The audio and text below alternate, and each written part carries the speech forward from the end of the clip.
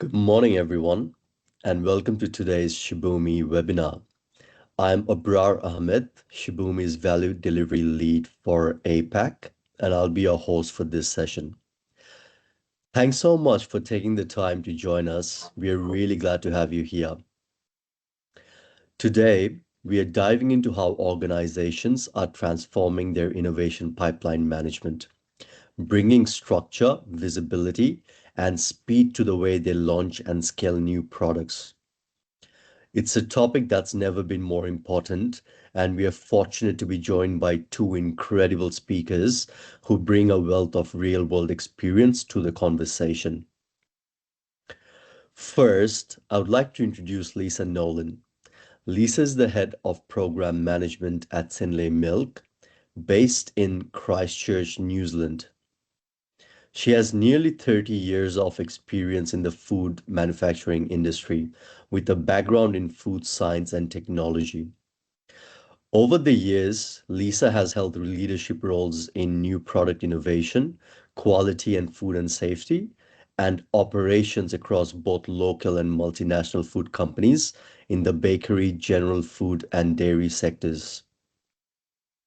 In her current role at Synlait, Lisa leads the portfolio, program, and project management of key business development initiatives.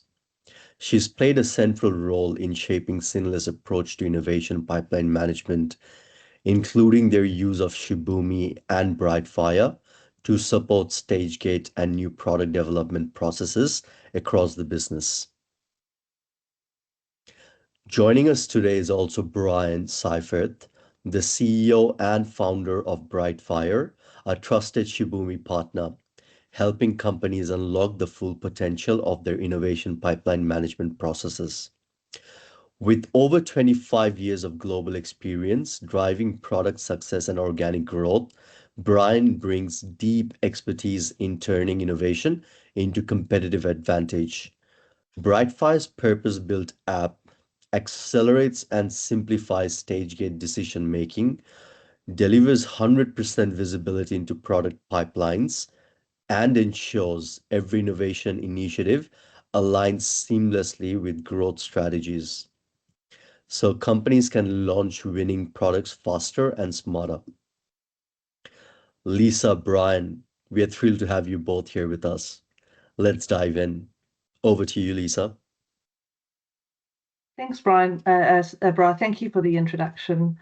I'll start off today by telling everybody a little bit about the company that I work for, Synlait Milk. We are based in the South Island of New Zealand with manufacturing assets also on the North Island of New Zealand. We are a publicly listed company listed on the New Zealand Stock Exchange in 2013 and a few years later also on the Australian Stock Exchange. We operate 7 sites across New Zealand and we have an administration office in Shanghai in China. We have approximately 1,200 employees. We manage 4% of New Zealand's milk supply, and our revenue in our financial year of 2024 was around 1.64 billion New Zealand dollars. Our purpose statement is doing milk differently for a healthier world. We primarily play within the advanced nutrition space, producing a range of consumer-ready nutritional powders in a B2B model for our brand partners. We also make a range of nutritional base powders and specialty ingredients that are intended for inclusion into nutritional powders, be they infant formulas or other adult nutritional powders. We have an ingredients business producing a range of whole milk and skim milk powders and anhydrous milk fat. We have a food service business primarily engaged in shelf-stable UHT whipping cream. And we have a consumer foods business, which is primarily a repacker of cheese products and fresh milk and cream, largely for the New Zealand market.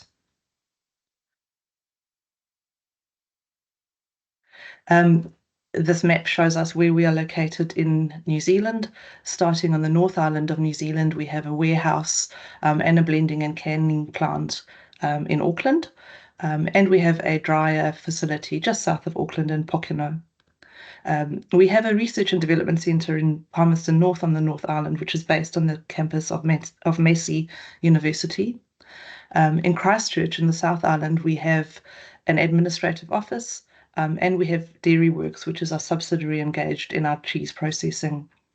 About 50 kilometres south of Christchurch, we have our main head office and our main manufacturing site based at Dunsandel, where we have drying facilities, ingredient production facilities, blending and canning facilities of nutritional powders, and also our liquid milk and cream plant. As I mentioned earlier, we also have an office in Shanghai in China, with China being one of our largest export markets. Our milk supply, we are the third largest dairy processor in New Zealand, managing 4% of New Zealand's milk supply. We have a milk pool in the North Island, and our largest milk pool is in the South Island, geographically located in near proximity of our main manufacturing site at Dunsandel.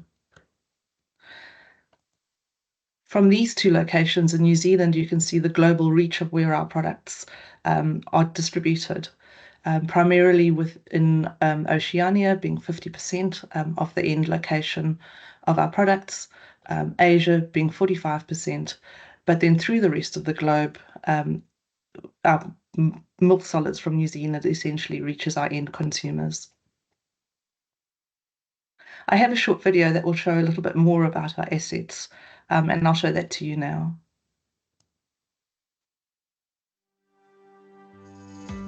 Synlait is a leading innovative dairy manufacturer committed to operating world-class facilities with a team focused on health, safety and quality across all our sites. Let's take a look across our key locations. Our Dunsandel site, located in Canterbury, is Synlait's largest production hub, purpose-built to the highest modern standards and run by a team of around 800 staff working closely together. With multiple dryers, advanced blending and canning facilities, a large warehouse and dispatch area, and a strong focus on safety and quality, this site is critical to our operations. To ensure resilience, Dunsandel is equipped with comprehensive fire protection systems, backup power infrastructure, and strict access controls. Our operational protocols, commitment to staff safety, and detailed maintenance programs are all designed to minimise the risk of business interruption and supply chain delays. Next to the factory, you come across Synlait's 2 Lead with Pride certified farms. Together they are home to a herd of 1,800 cows, supplying high-quality, traceable milk that meets strict animal welfare, environmental and quality standards. A team of 9 dedicated staff have worked hard to transform the farm operations, ensuring excellence in a workplace where safety is the priority from the ground up. Our Pōkeno facility, located in the North Island, adds significant processing capacity and is designed with business continuity in mind. The site is operating modern, specialist equipment for dairy and non-dairy advanced nutrition, including pouch and sachet finished goods packaging. Pōkeno incorporates robust safety systems and segregated production areas, ensuring operational flexibility and product integrity. This allows us to deliver high production reliability for our global customers. Dairyworks, a standalone Synlait subsidiary based in Hornby, Christchurch, is primarily a cheese secondary processing business with a team of close to 300 staff. They deliver high-value consumer cheese products to both local and export markets. The facility operates under comprehensive food safety and quality management systems and is situated in a great location in close proximity to key grocery customer distribution centres. Ongoing investment in technology and process improvements helps us protect our people, meet customer needs and maintain seamless operations.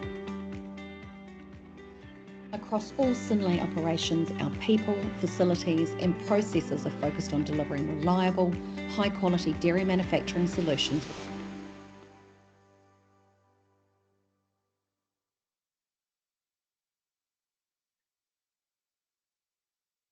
Great, so I hope that gives a good overview of the company that I work for in this beautiful part of the world. Clearly, with the complexity that we have across our product portfolio, working across many different sectors and channels, innovation pipeline management is very important for us. And so in 2024, we identified a few opportunities in how we could further improve and streamline the way that we were managing our innovation pipeline. We identified 4 key areas that we saw some opportunity for improvement. Firstly, in the visibility and transparency of the portfolio of work that we were working on, we wanted to allow cross-functional leaders and our cross-functional project teams across the business to be able to really see and understand what they were working on and how that fitted in to the growth of our company and the benefit of our portfolio of projects. We were already running a stage gate process, and we saw some opportunity to further standardize, streamline that gating process, remove some of the time required across our teams in preparation by looking at a more automated solution. We also wanted to focus more on our growth initiatives. Clearly, we have a large portfolio of projects in maintaining our product life cycles of existing products, but also a lot of growth opportunities that we're seeking to take through. And allowing a focus on those growth initiatives was one of our key objectives. We wanted to simplify our portfolio management through some automation, but really make sure that the initiatives that we're working on were strategically aligned with the growth of the business, and that we had our portfolio data in an accessible area and a single source of truth of the portfolio of projects and their data that we're working on. We were also spending quite an amount of time in a set of complicated Excel spreadsheets doing our resource planning, and we saw an opportunity to simplify our resource forecasting for these growth and protection initiatives that we're working on, and also an opportunity by bringing them all together into one technology solution to increase the visibility of what people were working on cross-functionally and allow us to balance resource with portfolio benefit. A little bit about sorry, I've skipped a slide. I'll just go back one. There we go. So the journey so far, where we're at today, is we have just completed our third successful post-go live cycle. Within a cycle, we have a portfolio review meeting. We call it our product management review within the first week of the month. And then that feeds into the rest of our integrated business planning cycle and our stage gate cycle. So as of now, we've had 3 successful product management review and stage gate cycles using our new business processes and our new technology. Some of the key call-outs of what we've delivered so far and how we've done this. One of the key things that we've done is revised our product and project classification. I mentioned a little bit earlier about how we wanted to really focus on our growth initiatives. And what we've done with our new technology solution is further divided our growth and protection pipelines so that we have greater visibility on the key attributes of those pipelines. We devised a really simple benefit realization model for our growth pipeline. In the past, we had possibly got a bit bogged down in some detail, and coming up with a really simple benefit realization model with a minimum amount of financial information has really helped with cutting through and seeing those benefits of those growth projects. We also removed value and volume benefit realization from our protect projects in our portfolio view. Again, this has enabled us to really see what our future pipeline of work is bringing, while managing our protection pipeline slightly differently. We're focused on how we're continuing the life cycle of those products, but not blurring the lines between the financial benefit of our existing product portfolio with a focus area on growing the business with a new product portfolio. We revisited our gating cadence forums. Part of separating our growth and protect pipelines enabled us to move our protection pipelines into our monthly product management review meeting and have a more tactical and operational focus on those projects. This enabled our stage gate committee meeting, which is at an executive level, to focus on the governance of those strategic growth initiatives. We also moved the stage gate committee meeting to be a week after the product management review, which also allowed, within our product management review, it allowed us to do some portfolio review of those strategic growth projects going into stage gate, ahead of the stage gate committee meeting to make sure from a business operations perspective that we were still all happy with the direction that we were tracking from a portfolio management level. One of the key deliverables so far has been our automation of our PMR and gating meetings. Right from our very first cycle, we began running both of our PMR and our gating meetings directly out of our technology platform. This has removed many, many hours of preparation in PowerPoint and Excel, and it really helps drive that one source of the truth, being able to have up on the screen during those meetings and run straight out of the solution that we've implemented. A little bit about the how in our journey so far, clearly an intersection of people, process, and technology. To start off with, we identified a suitable technology platform, finding a technology platform that's flexible, combining it with the subject matter expertise that BrightFire has brought, and for me, most importantly, a shared philosophy between ourselves, Shibumi and BrightFire. I think we were all on the same page right from the beginning that we wanted to keep things really nice and simple, make this a platform that people wanted to engage with and wanted to come into regularly and make it part of their daily life. And to do that, we had to keep it really nice and neat and clean and simple for people. And keep always in the back of our minds that portfolio management is about forecasting. It's not about replicating detailed financial systems. We had a simple, clear and swift plan. We had a configuration and implementation phase well mapped out, a very clear calendar of events. And importantly, we had an achievable but also an ambitious timeline, which I thought is really important in keeping on track and avoiding those rabbit holes that you can go down into with any new technology solution, all those extra bells and whistles and things that become attractive along the way.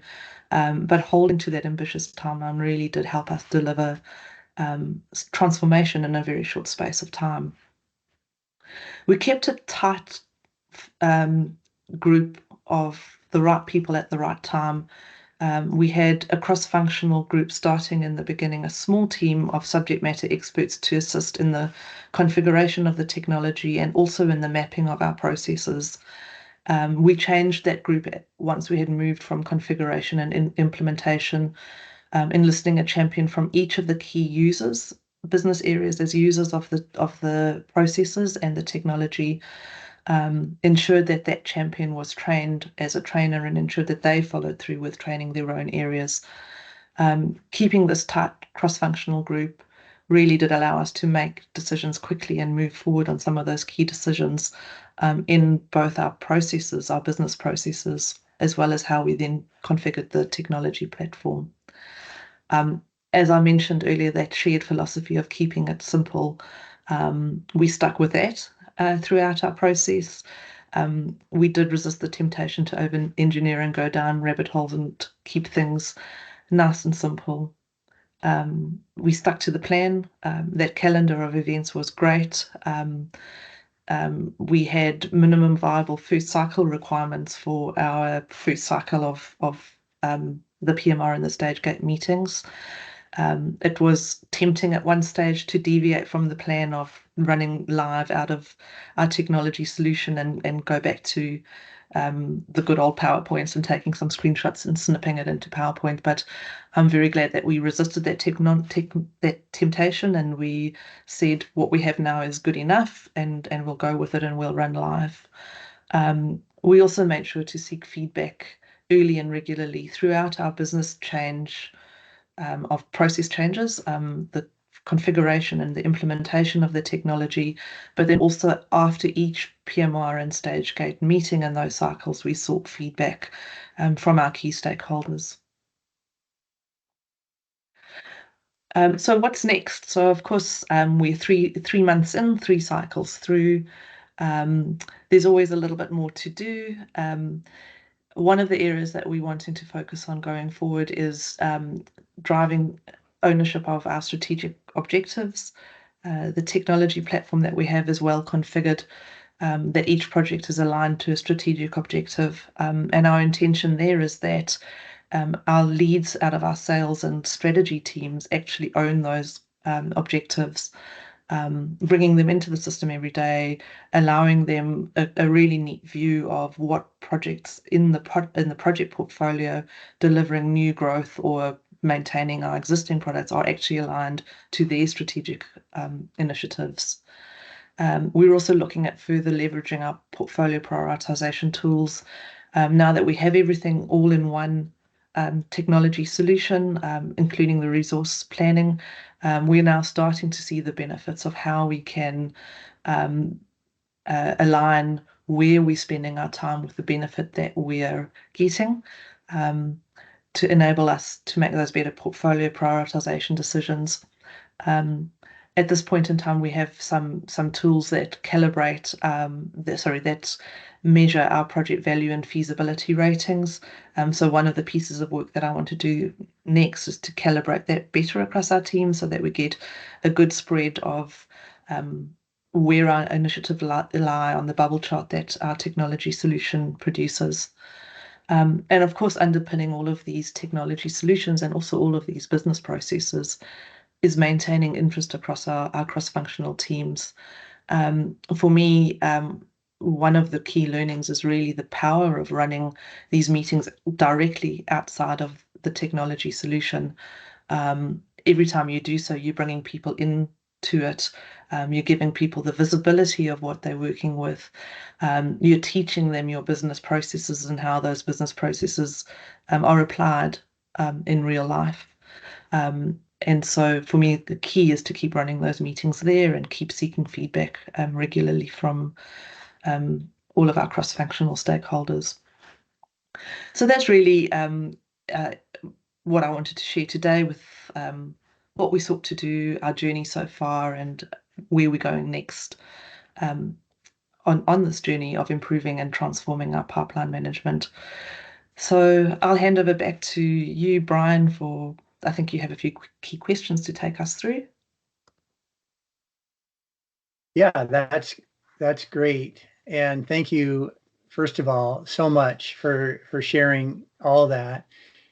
Really insightful, and it's fun to see the way you emphasize this notion of keeping it simple, and that's part of the reason in working with you how you were so successful to move quickly as an organization to make quick progress. So yeah, very intriguing presentation. Just a few follow-up questions. One of the things that I wonder if you could say a little bit more about is you talked about the benefits, of course, but I'm curious if there are any benefits that you hadn't anticipated, or perhaps that you underestimated as a result of this effort. It's a great question, Bryan. I think that I'd say that there are benefits that we underestimated, that we knew we were going to see some benefit of bringing things together, but we possibly underestimated the time saving that we would see. We knew we would see some time savings in our product management review meeting and the preparation for that.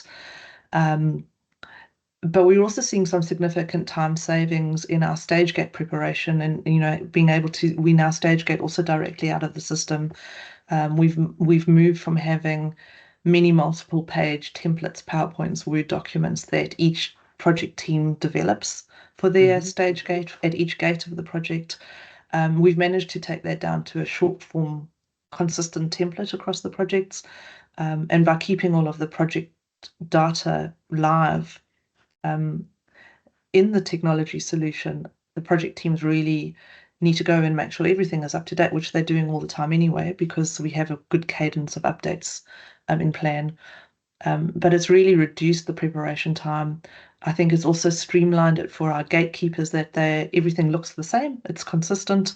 They know where to find things now in the system, and actually when they then ask a question, they're starting at a higher base because they've already been able to go into the app, find the information that they wanted, and then ask supplementary questions instead of starting from a far lower information level.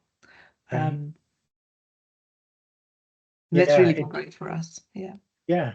we've talked about this before, this idea that really an important part, in a way, the whole reason why you do this is to engage and have better dialogue and better data-driven decisions throughout that process. And so, yeah, bringing everybody up a level quickly to focus on that higher layer of thinking is really important. Mm. Another element that I think is unique about what you've accomplished is the way that you've tied together your stage gate processes with your integrated business planning processes and the product management review. And I'm curious if there are some benefits of doing it that way, and also were there some unique challenges that you found in tying those together? Yeah, one of the challenges that we've always found is how to bring some portfolio data into our stage gate meetings so that, stage gate is very much project specific. And one of our challenges has been, how do we bring to the gate meeting a portfolio view of where this project sits within the portfolio without turning our gating meeting into a full portfolio review forum. One of the benefits that we're seeing now is that when we do go through to stage gating, instead of previously sending our stage gate committee an email with the PDFs or PowerPoint links of only the projects that they're seeing, we're now sending them a link into the app. And when they link into the app, they can actually easily see where the project sits in the portfolio. So our gatekeepers are also coming into the gate meetings having a clearer view of the portfolio alignment of the project that they're seeing. And I think also then linking it, having the portfolio review meeting a week ahead of the stage gate meeting is now also giving us the ability in our integrated business management processes ahead of stage gate to also review where projects fit in the portfolio. We have a section that talks to what projects are going into gating in the next week.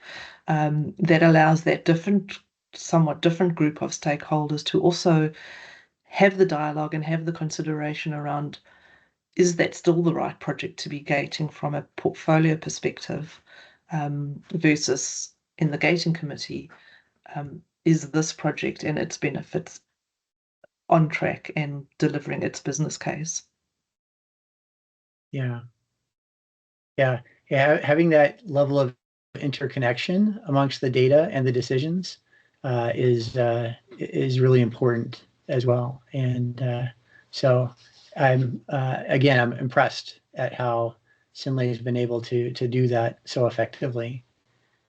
The one last area that I wanted to dig into is a classic challenge with any transformation initiative is how to make sure you get people on board and to support this new way of working. And I'm just curious if there's any change management recommendations that you'd suggest to others that might want to do the same type of thing.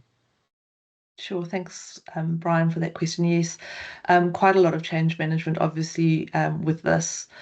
I think what was key for us is, I think I mentioned it earlier when talking through the slides, is keeping it simple for people, allowing people to understand that what benefit they're themselves going to see from this, whether they're a resource center manager, whether they're one of our sales managers, whether they're a project manager. And so key was really in the beginning to be able to sell that vision to people, that actually what we were seeking to do was to simplify our business processes. We weren't seeking to add further layers of business process.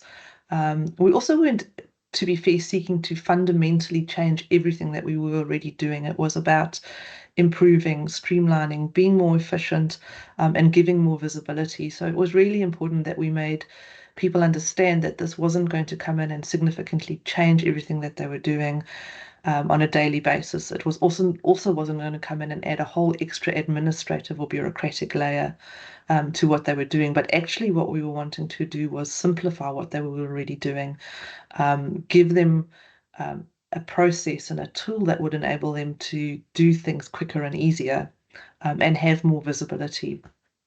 And I also think key to it was in the selection of our core team that we worked with in the beginning, in the configuration and the transformation of our business processes. We did somewhat purposefully choose people that we knew had prior experience and people that were new to the business, and so that we could get a mixture of new thinking and experienced thinking around what hasn't worked well in the past. And we did allow people to actually voice what their concerns were with the system, what hadn't worked well in the past, and the pitfalls that they didn't want to repeat again this time.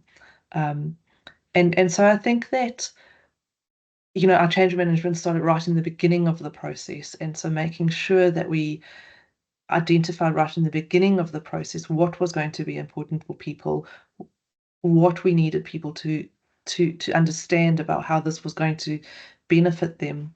It really did make our lives a whole lot easier when we got to the implementation and actually implementing the change, because we'd already got that vision, and we were then able to go back and say, we promised simple, and we are delivering simple.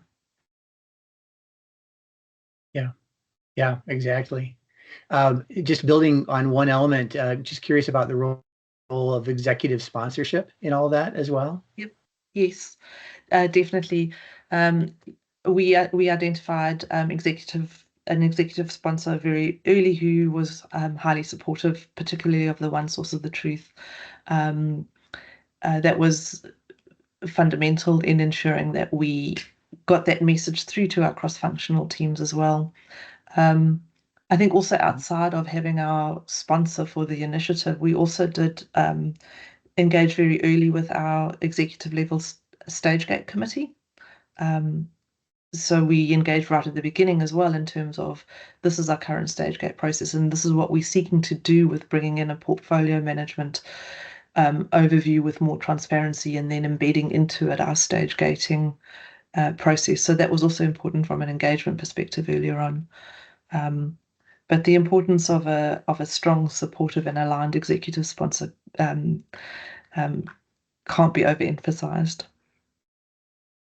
Yeah, absolutely. Well, great. Well, that was just terrific, and it also brings us to the end of our time today.